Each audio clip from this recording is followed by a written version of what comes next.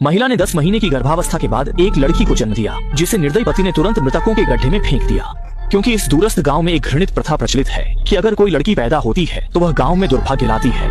केवल लड़के के जन्म से ही गांव समृद्ध हो सकता है। इसलिए दुर्भाग्य को रोकने के लिए अज्ञानी ग्रामीण सभी नवजात लड़कियों को गहरे कुएं में फेंक देते हैं, और जो महिलाएं लड़कियों को जन्म देती हैं, उन्हें भी वहीं फेंक दिया जाता है और उनके हाल पर छोड़ दिया जाता है। शुरू में इस मृतकों के गड्ढे में कुछ भी असामान्य नहीं था, लेकिन जैसे जैसे इसमें फेंके जाने वाले लोगों की संख्या बढ़ती गई, हर बार जब गांव में पूजा होती तो गहरे कुएं से महिलाओं की चीखें सुनाई देती।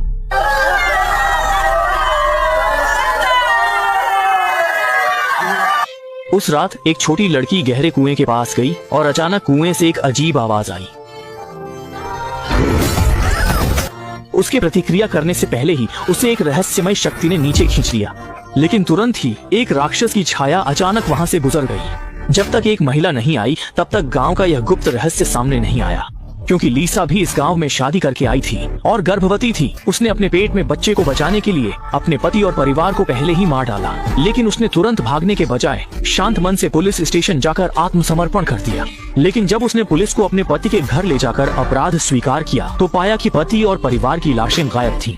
इससे पुलिस पूरी तरह से उलझन में पड़ गई, क्योंकि वहाँ कोई लाश या गवाह नहीं था। पुलिस उसे जेल नहीं भेज सकती थी। लेकिन तभी एक नाटकीय घटना घटी। लीसा का पानी अचानक टूट गया और पुलिस ने उसे समय पर अस्पताल पहुंचाया, जिससे लीसा ने एक लड़की को जन्म दिया।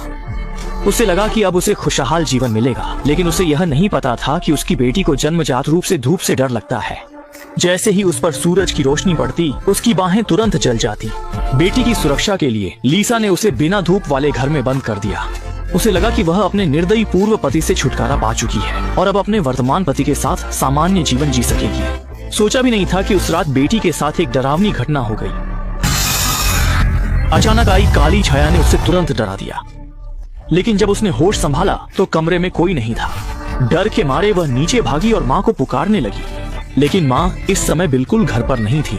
अगले ही पल लड़की की नजर उस काली छाया से टकराई। फिर लड़की जैसे किसी के वश में हो गई और बिना नियंत्रण के दरवाजे की ओर बढ़ने लगी।